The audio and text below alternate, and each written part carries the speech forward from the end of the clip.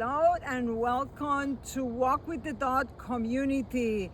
I'm so excited that you join us today, and we're going to walk in nature, breathing fresh air. As you know, nature is good for your depression, anxiety. So as always, nature is very good for you, and we want to make sure that you challenge yourself to continue to walk at least 20 to 30 minutes a day, more than you can.